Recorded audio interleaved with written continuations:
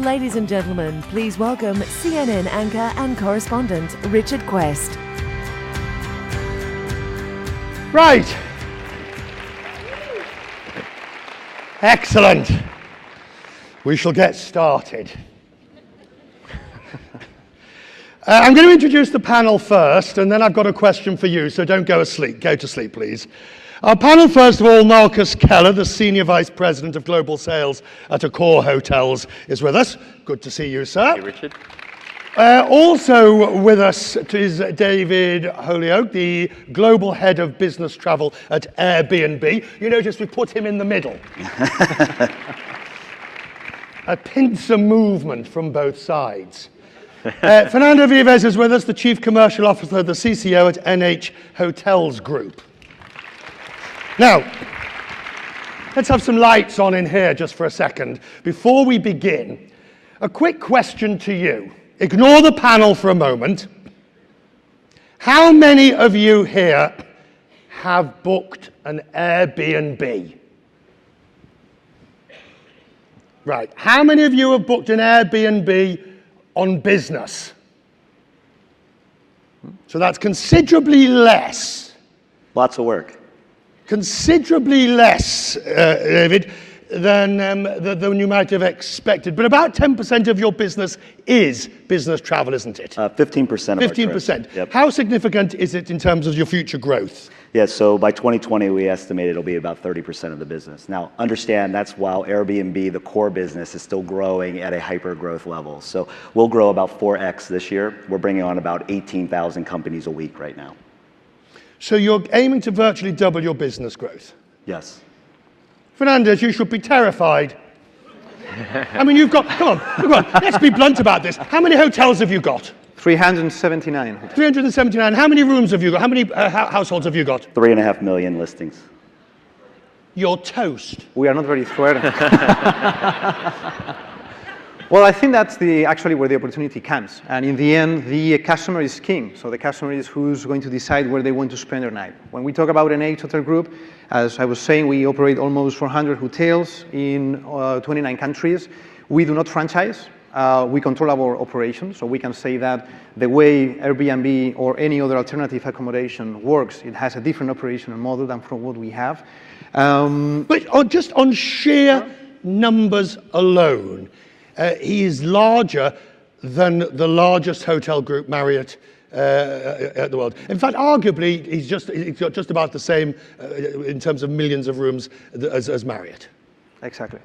Yeah, I think you have, if you would compare, actually the number of units that you can compare with hotel accommodation is around 1.2 million. 1.2 million. Like Yeah, so we have about 2 million of our listings at 3.5 that are private homes or apartments at that point, which I would say would be a more comparable standpoint. And then we obviously have a subset of that, what we call business travel ready homes, that we believe are curated and optimized for the business travel experience. Now, Marcus, you should be even more concerned than Fernandez because he's got 300 hotels, but your largest group is Ibis Hotels. It's the largest brand. The largest brand, that's right, yeah. which is at the lower end. That's right. Which is where he can steal. Well, I think there's different horses for different courses. I mean, as Fernando rightly said, the customer will decide. And there is enough space within the spectrum to accommodate all types of accommodation. As you well know, Accor, we have both feet firmly in the hotel space today, but we've got our hands on the private rental business at the moment, principally through One Fine Stay. So we know that there is a market there, business travel, leisure travel, and we think that we'll be able to accommodate travelers for different needs at different times across the travel spectrum. The three of you are all going to be deeply polite to each other. And you're going to say that there's enough business for everybody. Would you agree? Yes. I think there is, with only one thing to point out, that we need to play with the same rules.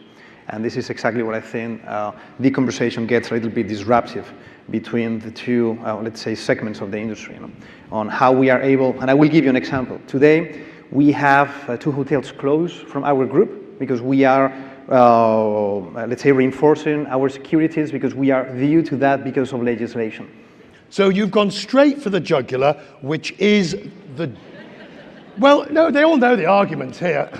I mean, lights up again, lights up. How many people here would put members of their staff, or if you're an agency, would put business travelers into an Airbnb? Now you've got a real problem here, because you haven't got enough people here, because it's the duty of care argument. Well, okay. Well, first, I think we have to clarify. We do want to play by the rules. I think we demonstrate. I mean, Whose rules? We work very close, not hotel rules, but I would say, obviously working with cities and communities. I mean, we have over 275 agreements in place with cities and municipalities around the world, to the point where countries are embracing. So looking at things like Brazil and Japan and how they're trying to address the shortage of supply, and how Airbnb can help around events around the world. So we've said it many times that we are committed to being a good corporate citizen. Now, let's make sure we're comparing a hotel and a home. There's just different rules and such. That doesn't mean that we don't need to do more around the quality side, and what does that mean around in terms of vetting, and then obviously giving the folks in this room more visibility into how their employees are staying in an Airbnb, and having a little more control over that. If I can say, for what it's worth, from our Chorus perspective, we are in favour of legislation that ensures greater transparency for the traveller, firstly, and secondly, what ensures a level playing field. It's not to say necessarily that private rental needs to be governed by the same rules as hotels, because I do agree with David that there are some significant, obvious differences in the way in which they work, but there do need to be some common standards and some common understanding, particularly around safety and security, and particularly around the assurance of what you saw is what you get when you arrive on site. I agree. I mostly agree. But in the end, for the hotel industry, this is an opportunity. And this is from NH Hotel Group what we try to see it, how we try to see it as an opportunity. Because in the end, the customer, those who raise the hand, they want to use, or they book for their customer that type of accommodation. So for us, this is an opportunity as well. And I think this type of options and alternatives, it's wake-up call for the hotel industry, saying, what have we done wrong, so that we cannot feed that type of customers into our hotel. You're all familiar with the Magnus Opus STR research that was done recently on this, that analysed Airbnb and the major groups. It suggested that there was a difference in the type of traveller and the type of vacation that would be used by Airbnb versus the business traveller. But you're wanting to break that barrier down, aren't you, David? Well, and I think what's happening is the lines between leisure and business are blurring. And that is the modern traveler, right? They're starting to take a pre or a post. They want to take advantage of some downtime while they're traveling for work. And so that's where it starts with acceptance with us, and then it obviously goes into other use cases from there. But would you say, for example, to myself, I came into Boston last night, I'm here for one night, and I'm going back to New York on the 4 o'clock. Am I the sort of person at the moment, I will be going to one of these gentlemen, assuming they had a half-decent hotel anywhere nearby. But am I the sort of person you want to stay with you for that one night in Boston?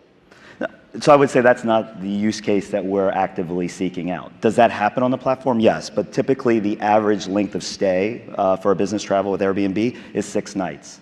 And sometimes has a Saturday night stay component in there.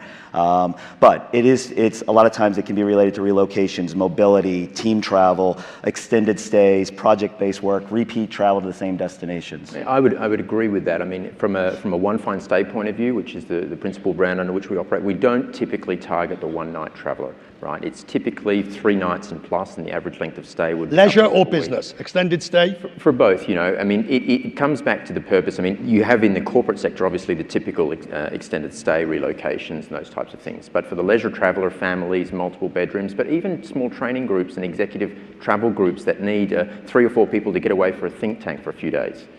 If we accept that Airbnb and the sharing economy is here to stay, and we're not debating that, we are, in the same way that last year we did not debate whether Uber or Lyft was a good thing or a bad thing. It's here to stay. you had better get in on the act. Absolutely. And this is what we're trying to, for both segments, both for the leisure and for the business traveler. And our length of stay is 1.9. So it means that out of the 6, and this is where it's business for us as well, because we are doing something wrong that we are not able to do well to accommodate this type of consumer. When you look at the type of rooms we have the suites, we have the superior rooms with a lot of space and with all the services from the hotel. Why are not we selling this type of accommodation? So there is an issue that we have probably with the price point, there is an issue we have with the distribution, there is an issue that we have with the concept and the value, and this is what we are trying to change. How are we able to create a product that is able to fit in the leisure segment for families? So now we have our family room project, and then for the business suites to accommodate these long stays or longer stays in our Can you see segmenting your existing hotels into accommodations that would compete, so extended stays that would, instead of having 5 luxury suites or 10 luxury suites, you build 3 or 4 extended stay suites with just a kitchenette? Exactly, and this is how we are even projecting our hotels, the ones we are building now. All that information and those insights from the commercial perspective, they are coming on the table. Your One Fine Stay is at the upper end. That's right, yeah. 2,500 homes in 8 destinations currently, principally at the upper end of the market. Why did you do it? Look, honestly speaking, two main reasons. Number one, we saw an opportunity. We don't believe private rental is going away. We do see that there is a niche in the market. There's lots of reasons why people might choose that, for practical reasons, for privacy reasons, etc.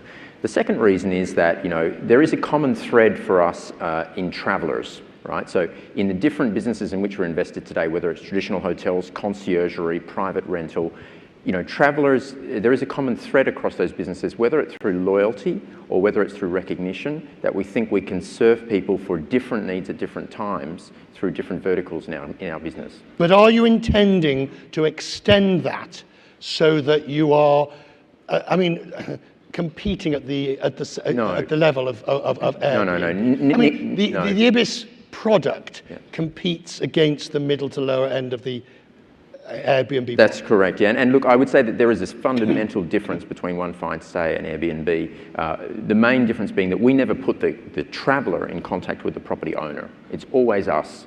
We're the ones who change the sheets, we put the amenities in the apartments, we're the ones who welcome the guest on arrival, we're the ones who deal with their issues, including the owner's issues during the course of the stay. And the contract is with? It's with us. Whereas with you, the contract is with? No, so if we are contracting with companies, it's between us and the company, obviously committing to standards that are in the spirit of what we're negotiating. So let's focus then on this issue, because how are you going to deepen your ability to offer a duty of care in a litigious environment such as the United States or the European Union or Australia, where the potential for calamity is huge?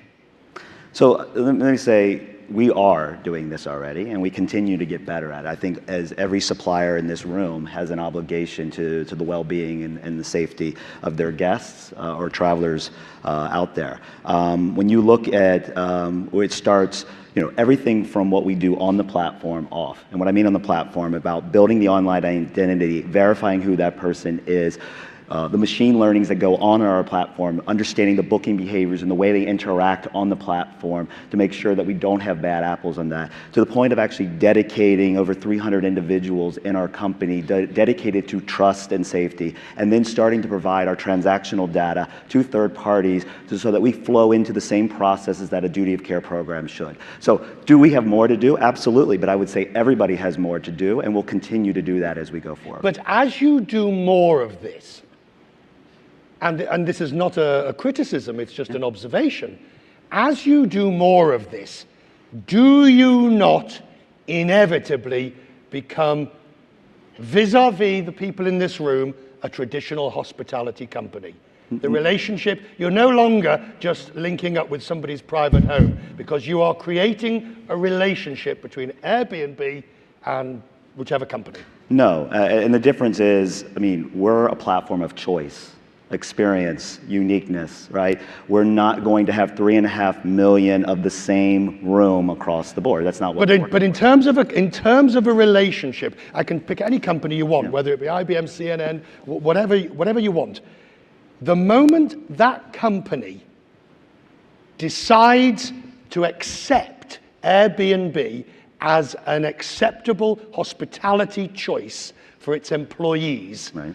you are building a relationship with that company. Absolutely. Not just with the people who own the houses. No, or- and look, we have two constituents, right? We have obligations to the guests, and we have an obligation to the folks in this room, and we're committed to on both. Right, but as your obligation to the people in this room deepens, Yep. you are nothing more than a hotel company. By definition. I don't know what people want to label us. Sometimes we're referred to as a hospitality company, sometimes a travel technology company. I'll let the people label us as they want, right?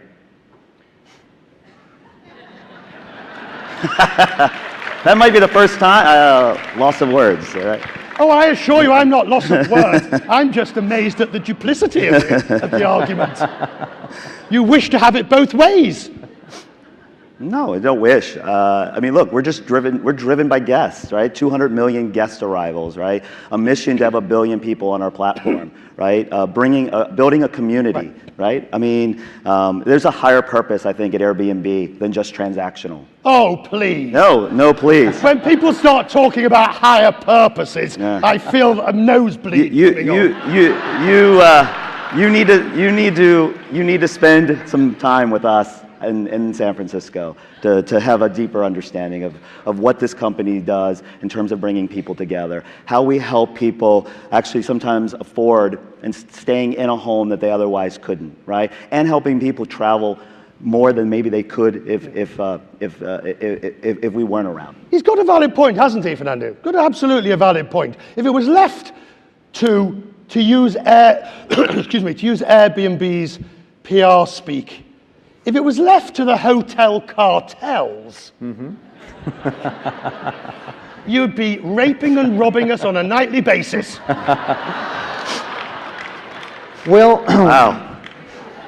it's a good point. I think it's a good point. And this is actually when this report that you were actually mentioning, it makes it very clear, and we see it on our reports, that in the end, we do not see, as an H-Hotel Group, we do not see an impact with Airbnb. So when we look at our numbers, we are growing. We have big figures on all our... Rising tide lifts all boats. You wait till things get difficult. But it's true. It's true that in the end, there is an extra supply in some destinations, mostly on those destinations where there is little supply. So there is an imbalance between the supply and the offer. And in the end, Airbnb is coming with extra supply. And then we are seeing it in some destinations. So in the end, this will affect, and it's part of the macroeconomics and the market environment, is we will see how this will impact on price premium rates when we have compressed dates. But as you were seeing on this report, in the end, even in the US market, where Airbnb is huge, compressed dates, they are not going down, just a little bit in 2016. But in the end, we continue reaching peak occupancies and peak ADRs with price premiums up to 35%. So in the end, the question is Airbnb bringing new demand to the destination? And to whom is creating an issue? Is creating an issue to the hotelier, or is creating an issue to another segment, which is of the industry and the economics, which is the residential renting environment, which is those people who are going to San Francisco, and now people are willing actually not to rent their apartment as a long-term apartment or lease, but on short-term because they're able to make more money out of it, and how this is impacting the destination itself on regards to people living in the area of San Francisco Bay, for example. On this question of pricing pressure, the arrival of how many places have you got? 3.5 million. The arrival of 3.5 million, not all in the same city, I hope. 191 countries. I'm sorry? 191 countries. That's more than you. We have 95, yes, that's more than us. That's a lot more than you. Yes, we know it's more than you. 29, we do 29, but we do them well. Those are all respectable numbers. The arrival of his 3 million, I mean, at the moment, the research suggests a large percentage of it is incremental. It is people who wouldn't have traveled. It is people who wouldn't have stayed in hotels. I'm not sure what they would have done otherwise, but they wouldn't have done. But at some point, this crossover happens, doesn't it? And that's what you gentlemen have to be ready for. There is anecdotal evidence, particularly around some peak periods, special events, etc., that there is an impact, or has been an impact on a number of events and studies that have been done over the last couple of years to hotels' traditional capacity to yield during those high event periods. There's no doubt about that. We can't ignore that. And Paris, being the home of Accor Hotels, obviously is one of the largest destinations for Airbnb in the world. It's your largest, isn't it? It is. Yeah. Why is that? Sorry, just to digress. Why is Paris the largest? I think Paris is a fabulous destination. What is it about the French that they all want to rent out their rooms? They're big into sharing. You know.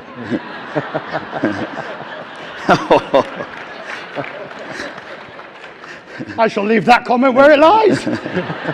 Carry on. But you know, all competition, in my view, whether it's Airbnb or otherwise, is healthy. You know, it's healthy for the industry. Oh, come on. No, I say. Hang on. I say that. The in all hotel honesty. industry has just managed to launch, or at least attempting to launch, FTC investigations in the United States through its lobbying organization into raising of rental rates because of Airbnb. Your lobbyists are going for their throat. Yeah, I can't say that we're actively involved in that particular conversation, nor any others for that matter. But Do you support it? I think there is a conversation to be had in certain parts of the world and certain cities in the world where there is a noticeable increase in displacement of real residential, yes, including Paris for that matter. But I would argue that could be done better in a more collaborative fashion as an industry versus spending money to just point out falsehoods and attacks. Was it wrong to call them a cartel? Well, I didn't say that, so that wasn't me. But I would just say that you know, we were not the first to launch the attacks. So I think we're just responding now. Everything I have read in the research for today suggests that you are all going to have to coexist. You're not going away with your 3 million. Right. You with your 300 and you with your full, however many it is. You're not going away either. You may merge, you may move, you may grow. You're going to have to coexist. So as we come to an end, bearing in mind it's a business travel audience, sketch out for me what coexistence looks like. Start with you, Fernando. Well, I think the same thing that we see when we operate hotels in a particular destination, let's say Madrid, where we have around 30 hotels. If there would be a hotel or one of the brands from Accor coming, we would analyze how this new hotel would impact our decision-making process in terms of pricing, in terms of contracting, segmentation, channels, etc.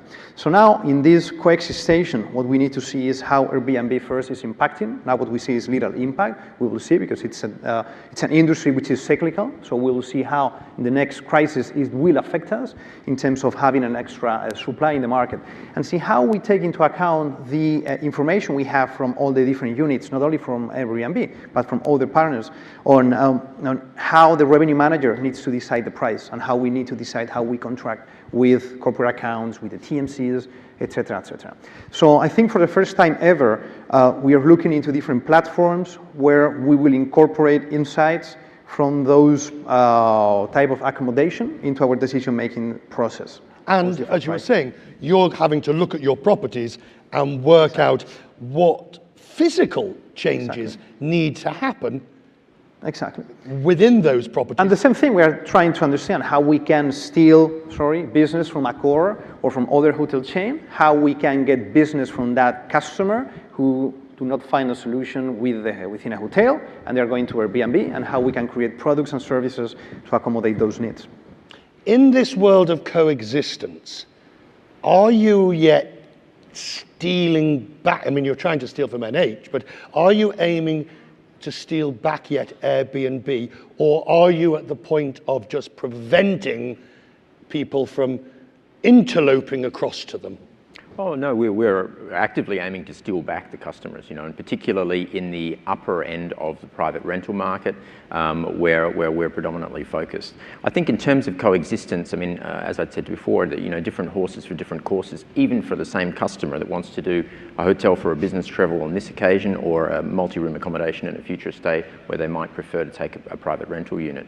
There is I think, a space for some collaborative discussion about what would be the minimum expectations of buyers, in particular on safety and security, on assurances around what you see is what you got, and that we can work together on. Now, do you agree with that? That, I mean, even though it might be getting into bed with the Oppo, that there could be an area of agreement within the industry that says these are minimum standards?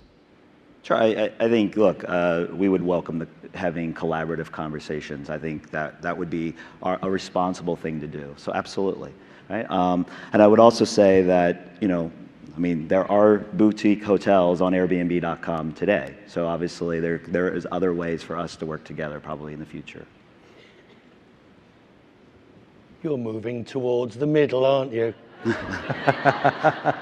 No, we are not. I mean, we are obviously focused on... Don't be shy about it. No, I mean, we're focused on quality. Obviously, there's a lot of categorization that's going on. So obviously, we're looking at the luxury segment. Obviously, we're looking at the middle. Obviously, we're looking at things that aren't maybe transient oriented, that might be more meetings and events. Yeah, I mean, look, we're working with the folks in this room. We're going after business travel. There's very different types of business travel, just like there's very... That's core, isn't it? That's absolutely key to understanding this. I mean, my one night in Boston is not, as you have admitted, is not your core goal. Sure. My 4-month assignment in Paris, right. I should be so lucky, is very, or, you know, my 3 weeks, you know, covering whatever it is in London or wherever it is, that's where you're going for. And that's something that you find it difficult, will find it difficult to compete with, and you will as well. Well, we have the product in that space. We have the product in the private rental sector in both those cities, and that's... You're just promiscuous. You want both. No, you're absolutely right. You're absolutely right. We figured that there is a wave here. We don't think it's going to go away. We want a piece of it. We've heavily invested in a number of brands in that space, and we hope it's going to make up a significant part of our revenues moving forward. So, final thought from each of you. Start with you, Fernando. Okay. What thought do you leave us with about NH and your competition strategy against everybody else? Very good. In the end, it's a question for the business travel of productivity. I mean, bear in mind that we are talking about customers, people who are actually checking in a hotel, in an apartment, and then checking out and living an experience. So when you talk about business travel, it's about productivity. These people, they need to be inspired, they need to be taken care of. So it's a question of how we are able to combine. And when somebody is making a decision to add an alternative accommodation into their programs, if they are thinking about trust, the brands that we have being trust, we are going to take care of our customers. We have 20,000 employees, that we control the operation, we control the product that we have, and we will take care of the customers. In terms of you, you're sitting here thinking, with my plans, I'm going to win this. Listen, there is room for all of us. It's a simple supply and demand. Travel is just growing, you know, at an enormous clip. But ultimately, the way to look at us is we believe we are a complement. All right. I think for the buyers in this room, it's understanding how can I take traditional accommodations, how can I take Airbnb supply in the right use cases and leverage that for the benefit of the company, but ultimately a better and more unique experience for the business traveler. And Core, based in Paris, promiscuous with your various hotel groups. You could find yourself on both sides of the blanket here, aren't you? You're going to be fighting the hotel industry, fighting Airbnb, and you've got your own as well. Yeah, absolutely. I mean, ultimately, we're a pure service provider. And the service provider to the customers, one day it's in a hotel, the next day it's in a private rental, the next day it's through a concierge service. We're investing in different levers of the business that will help us serve customers in that angle. Have you ever used Airbnb? No. I tried. But then 1 week before, that was in Mallorca. That seems unfair. The owner. Have you ever stayed in his hotels? The owner canceled my reservation. Have you ever used Airbnb? I had to go to a boat because there was no extra accommodation. Have you used his hotels? Yes, I have. He wins, ladies and gentlemen. Airbnb has used both. They haven't necessarily all used each other. Our panel, thank you very much indeed. Thank you. Thank you, Richard. Good job. Right, before you go, oh, hang on. Before you go, Barry Diller, the chairman and senior executive of IAC and Expedia, will be downstairs talking after lunch. So that means it's nearly time for lunch.